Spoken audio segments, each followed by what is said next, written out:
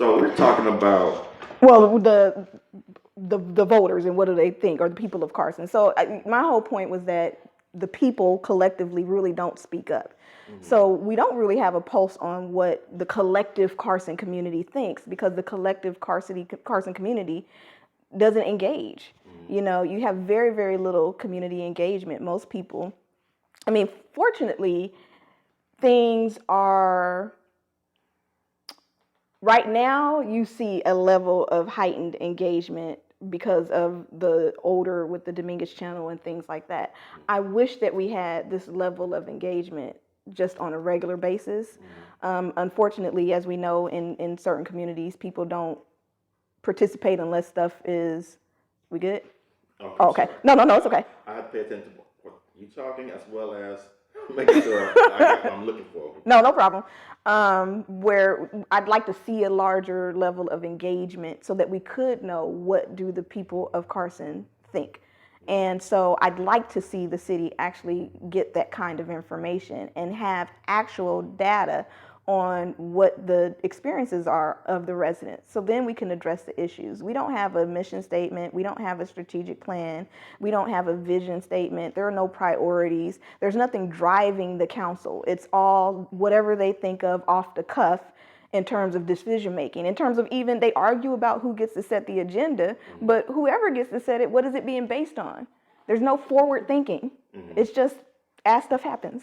That's how they roll.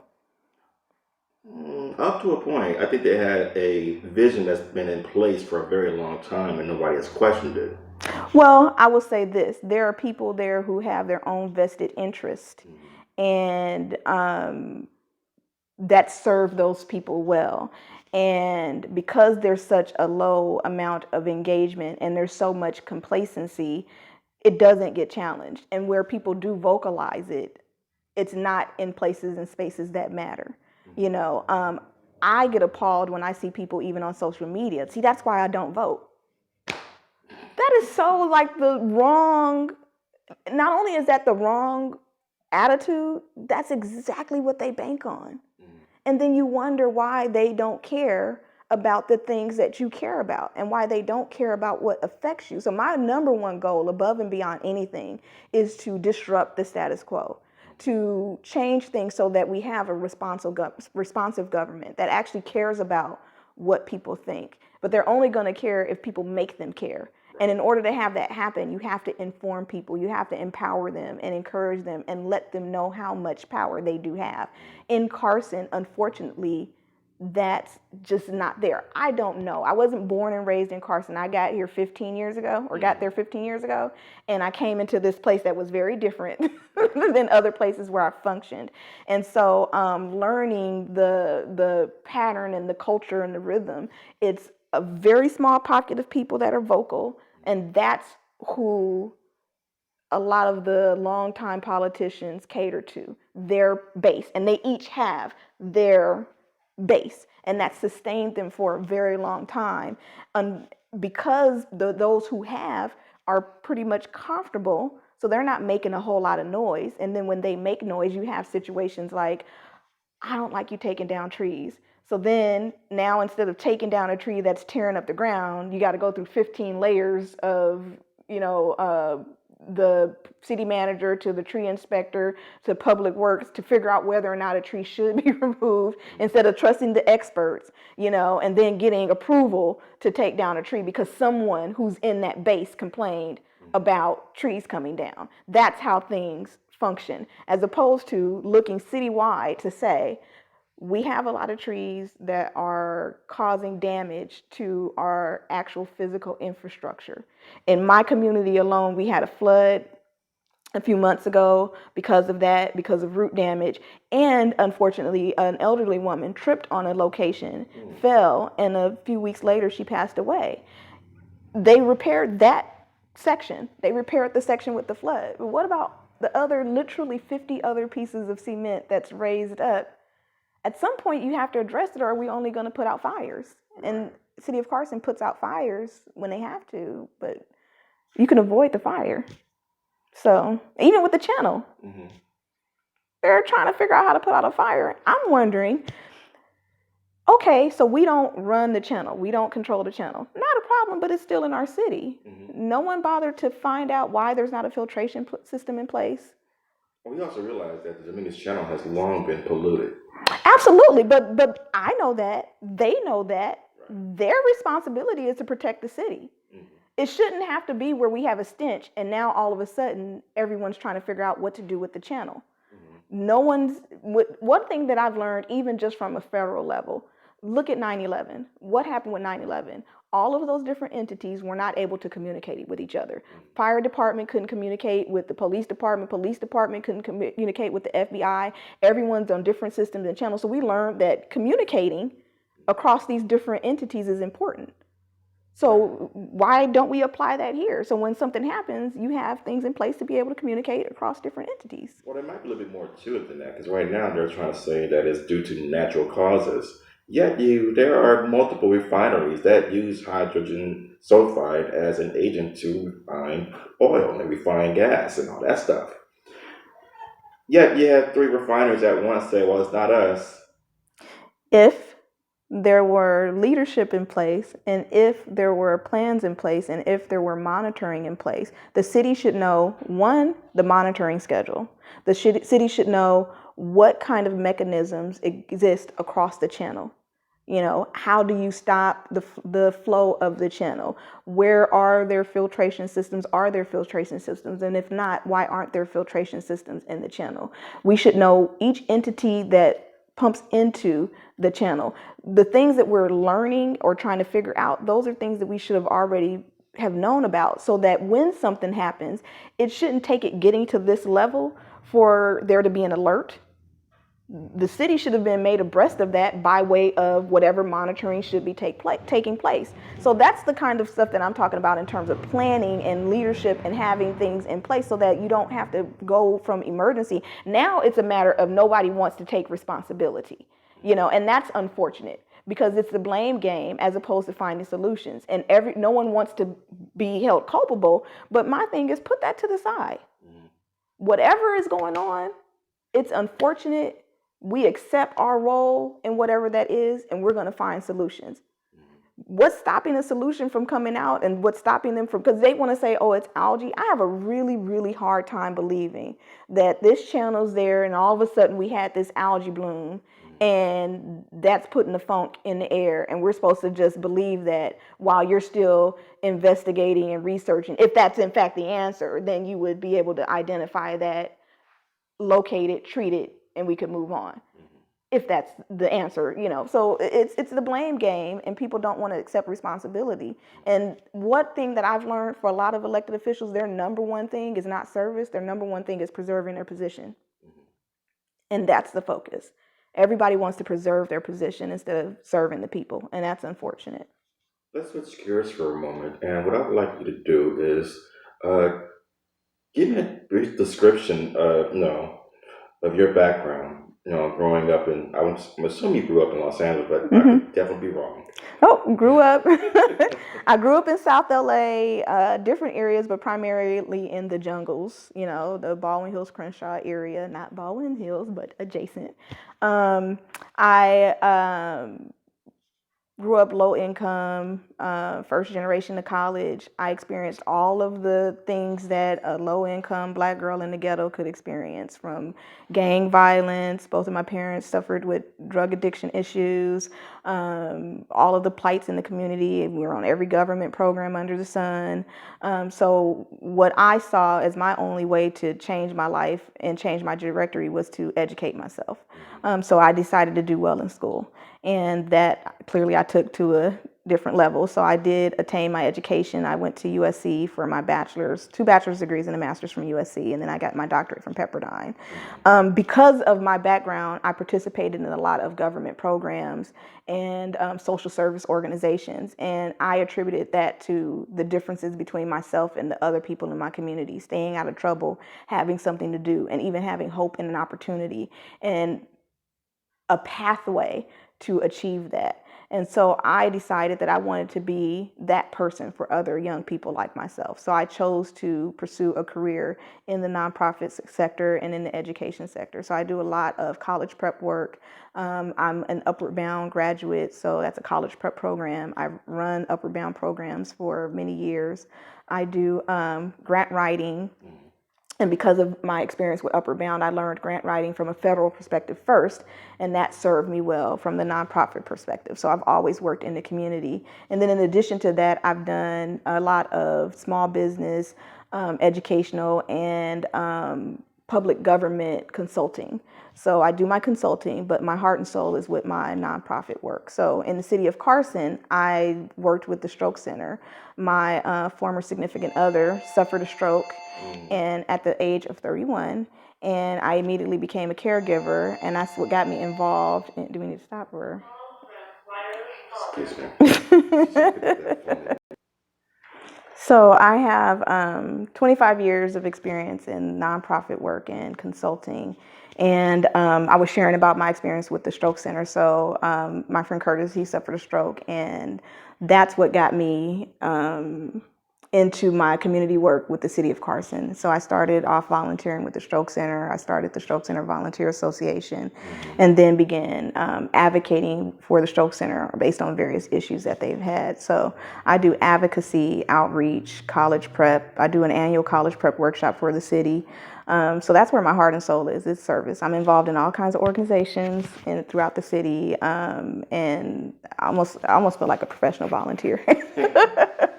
What are your thoughts about how the city goes about raising up new leadership through their commission system?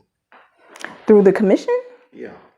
Is that what you think they use it for, bringing in new leaders? That's what I'm asking you to talk about. I would imagine you have a perspective. Yeah, I don't think that's exactly how they see the commissions working. The city doesn't really do a whole lot to raise up new leadership. It's interesting, when I ran the first time, one of the things on my platform was for the city to create a partnership with the university. And that had not been in the work. As a matter of fact, the city has had... Explain what you mean by a partnership with the university. They do have a kind of partnership, so you probably need to define specific. No. They actually now have a partnership that was just finalized, but then there was not only not a partnership in place of really any sort from a university-wide perspective with the city. There were different departments at the university that might engage and interact with specific programs by impetus of that program director or that department at the university, but not a city relationship with the university. And not only did they not have a relationship, it was actually very antagonistic. So when the university got money, and they didn't go through the city to do their, expansion project, city took them to court, which I thought was the most ridiculous thing under the sun. Well, the reality of it is, the university didn't have to do absolutely nothing for the city because it's a state. Well, we know that. University knew that. City probably knew that, but the city wanted to get some of that money and have them pay remediation costs. I thought it would have been much more prudent to ask the university to put a satellite city office in the building that they were developing so that we could have that grooming of leadership, so that we could have formal partnerships in place. Fortunately, for whatever reason, the mayor has decided to actually initiate a partnership with the university. They've actually signed a formal agreement to work together on particular initiatives. But other than getting off of the freeway and seeing Dominguez Hills, as you go down Avalon, you would not know that we had a university in the city of Carson. There's, unlike what you see in other cities where the university adopts local schools, deploys their students as student teachers, they're volunteering in local nonprofits and organizations, their public policy department is working with the local government, and there's internships, and that's what I mean by relationship, where the university is leveraging its position in the city to get resources and services and opportunities available for its students. And the city is using the university as a source of pride, as a source of community, and also as a source of commodity, think tank, young people who can do things, people who want to be in internships and to serve and learn. That's what I mean, and that simply wasn't taking place. I hope that the partnership that they've developed will not just be ceremonial and fluff. I hope that it actually lends itself to true linkages. As far as the commissions and boards, that really historically in the city has been about giving your friends a coveted title as a commissioner or a board member. The city is notorious for not listening to the recommendations of its boards and commissioners. The city is notorious for actually overriding decisions and recommendations from their boards and commission members. You'd be hard pressed to find young people. You're talking about grooming up leadership. You'd be hard pressed to find young people serving on these boards and commissions, especially now. Because once we got new leadership, they cleaned the slate, truncated a lot of the boards and commissions to a smaller number, which is fine. But if it's only going to be filled with people who are friends of the mayor, I don't call that grooming anybody. And people covet those positions. They covet being a commissioner. They covet being a board member. Whether or not they're actually impacting or effectuating change, they like having that title or that position or status. And for a lot of folks, that's what it is. Some of them are in place because they're mandated by different programs that the city participates in or funding that it receives. But by and large, I can't say that I see our boards and commissions being effective in the way that they could be. I'm going to switch gears on you again. I want to get a reaction from you about the outcry really, about the Carson smell, basically, and the activism sort of surrounding it. What are your thoughts about how that sort of culminated and what's happening now? Like I mentioned before, the good thing is that people are actually speaking out and doing something. Unfortunately, it took people having a direct physical impact on them to push them or compel them to be active, to coordinate and organize in our community. By and large, what you see is a very small number of people responding to a very limited number of issues. This is something that the flip side is actually creating community within the community. So I'm glad to see that. I'm glad to see people speaking up and voicing their concerns and learning about who's in charge of what. That excites me. Unfortunately, I don't like what's prompting it, but I like what's happening because of it, because it's forcing the people to speak out and forcing the government, the local government, to be responsive to that. So there are people who are using it politically, but there are also people who are naturally activists in our community and are taking leadership positions. Anna Minnie's one of those people. She's just naturally active in the community.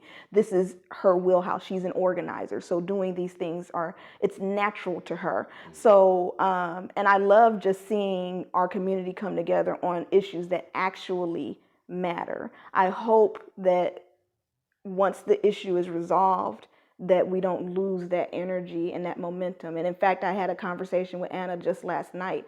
I said, something special is happening in our city and people are actually working together and speaking up as residents.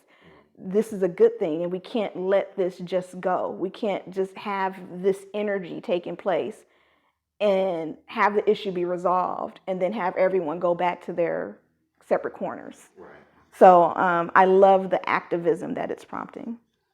But a while ago, you was talking about how crime is more significant in the 4th District than any other part of the city.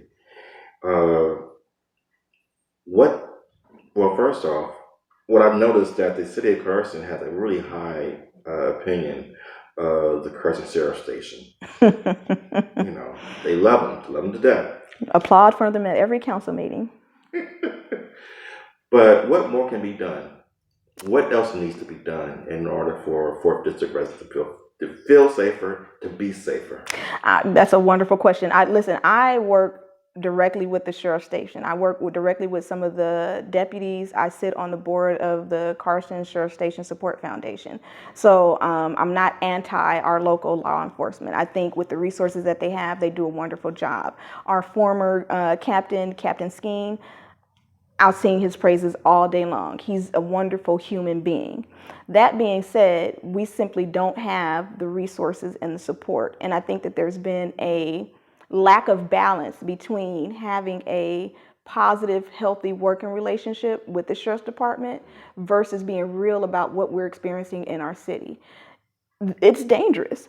I mean, I had someone blessed me with cameras for my unit, and I had to turn the notifications off because that's how much activity is going on directly next door to me. It's ridiculous. There's a lot of meth sales that take place in the city of Carson. We have a lot of gang activity. We have a lot of petty crime. There was a person, fortunately, he recently got arrested, but him and his girlfriend, they walked the complex just looking for things to steal. That's a day-to-day reality for the folks that live just in my complex.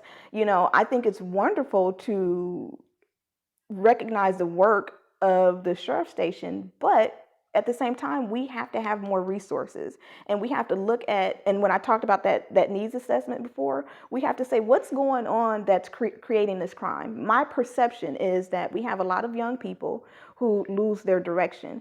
It's not enough to just have our explorers programs and things like that. We need significantly more. We need them to have things to do after school, whether it's college prep, whether it's athletics, and we have lots of parks. We have a robust sports program, but it's not enough, and no one's doing anything to promote that and to amplify that. The same thing, we have a lot of undereducated and unemployed people. So what do they do when they have nothing else to do?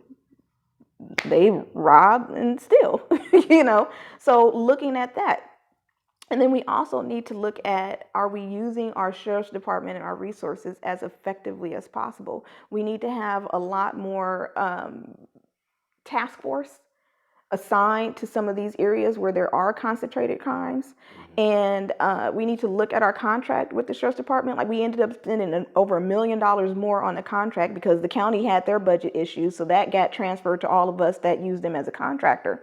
That's all well and good, but we didn't get anything additional for that extra $1 million. That's not okay. The other thing is that they started a foundation, the Carson Community Foundation. Instead of using that foundation as a 501c3 charity to bring in donated and grant funds to be used to help serve the community and address some of these issues, the city used it as a pass-through for funds that they were already getting donated from local businesses.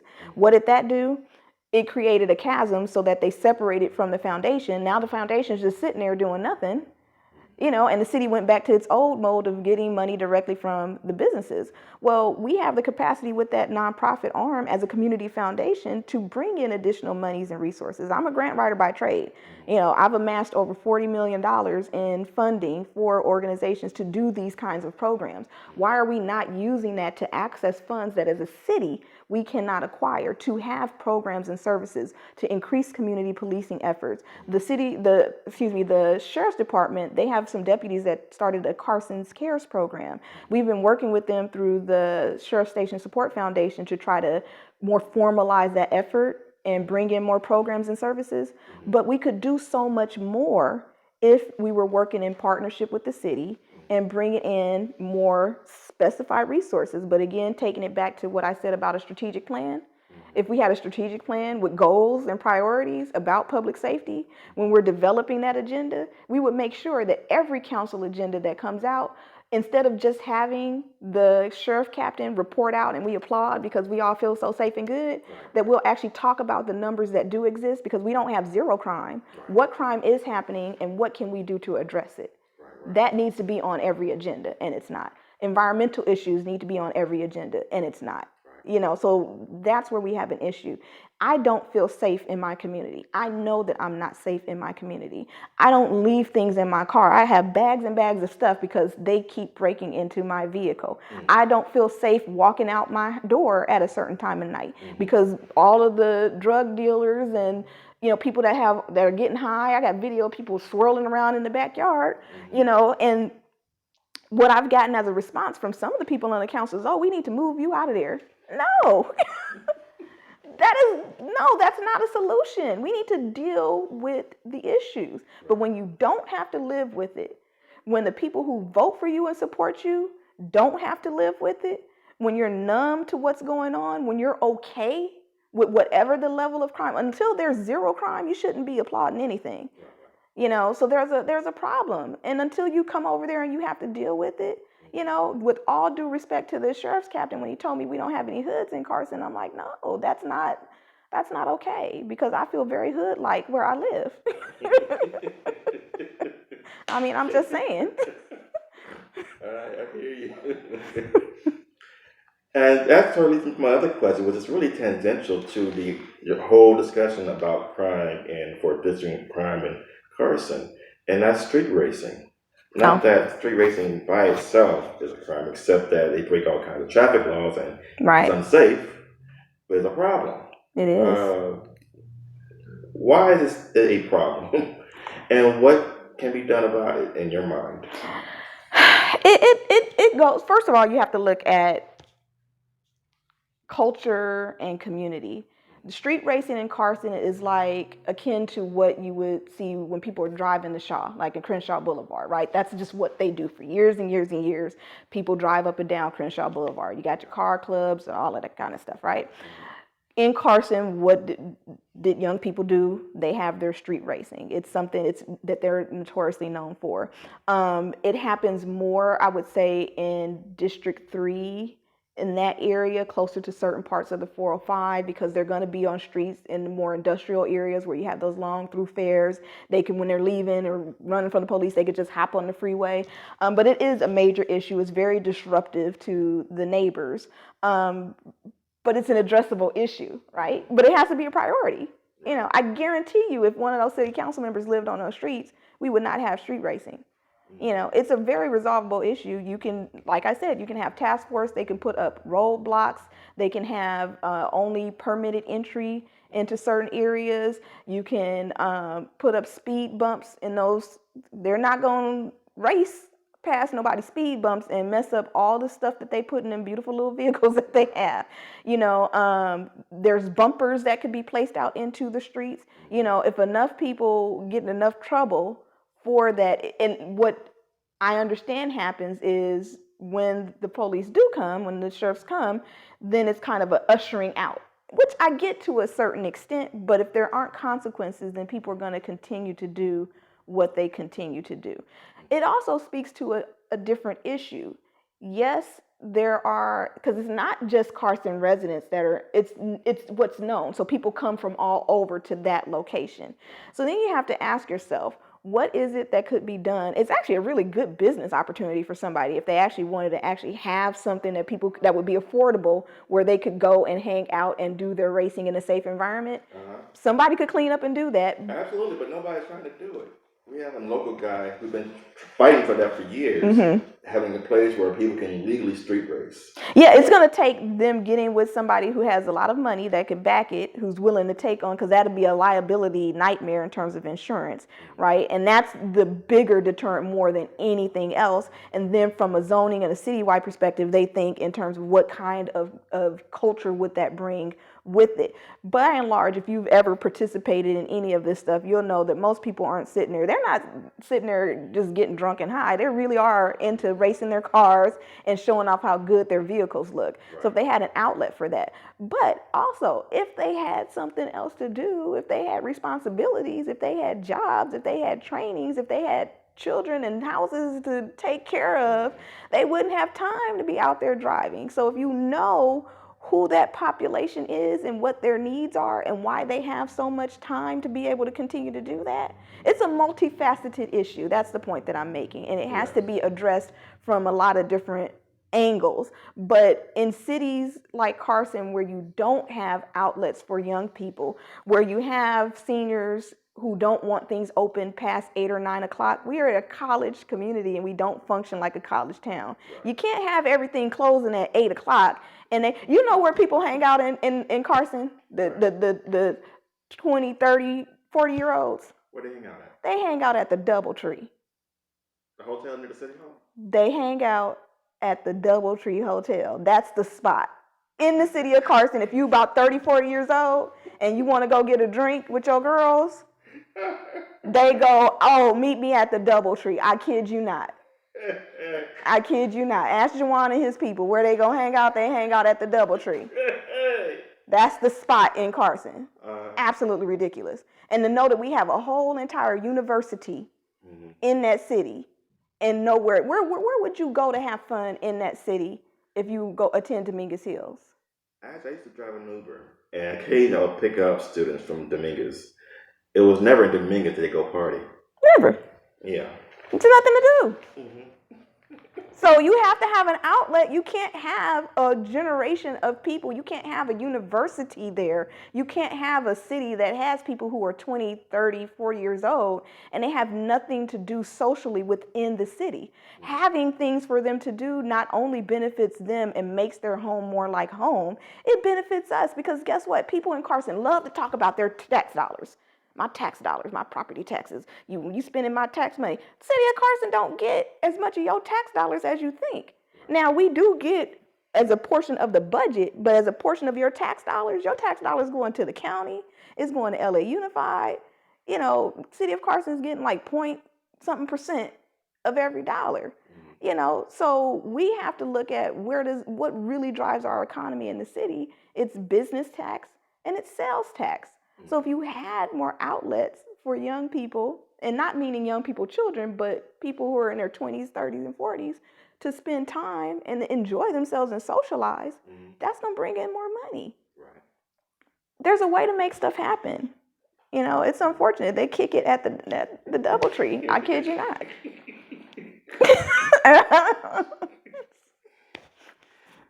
And it's funny, too, to keep on calling them to get my question. I'm sorry. I keep it a little bit real.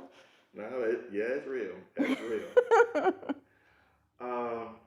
We were looking at who's getting money from whose. Uh-oh. Okay. And we know that last time you ran for office, you did get some money from the Watson Land Company. But this time around, you're doing things a little bit different. What is your strategy now? Like, when if you're thinking about who supports your campaign this time around? I'll be completely transparent. The funding that I don't have from certain companies is not from a lack of asking. Unfortunately, in the city of Carson, people don't support you because you're the best candidate. People don't necessarily support you financially because you bring the best qualifications to the table. They look at what their perception is of your viability to win. They also look at how supporting you is going to play out with the current elected officials. They're also looking at demographics. And it's an interesting thing because last time it was a citywide election. Now, and who ruled the roost, again, was that African-American group in North Carson, right?